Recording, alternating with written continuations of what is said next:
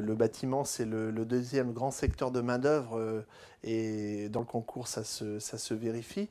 Nous avons une faible érosion, mais tout de même 320, plus de 320 candidats dans la vingtaine de métiers du bâtiment, avec du reste des progressions qu'on a pu constater en maçonnerie, en charpente, en couverture.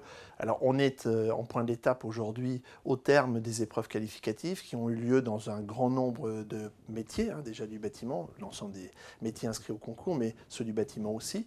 Et donc on peut escompter qu'on ait sensiblement le même nombre de finalistes pour donc ce 26e concours. Alors je vous rappelle qu'au 25e concours, sur 345 inscrits, 40 meilleurs ouvriers de France, 80 finalistes, 40 meilleurs ouvriers de France. Donc on a évidemment une sélectivité très forte après les épreuves qualificatives. On voit que le secteur du bâtiment produit en quelque sorte un grand nombre de meilleurs ouvriers de France. On pourrait en avoir évidemment davantage, et c'est tout l'enjeu de la communication qu'on a aujourd'hui sur la promotion de l'excellence dans les métiers.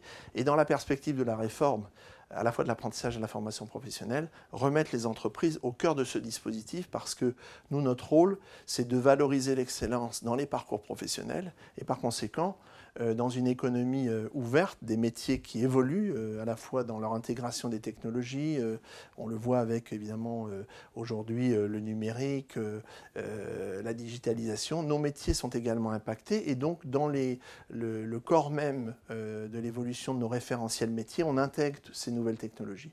Donc c'est aussi dire que le concours Meilleur ouvrier de France, c'est non pas un conservatoire des savoirs anciens, mais au contraire une vitrine sur les savoir-faire contemporains actuels des entreprises.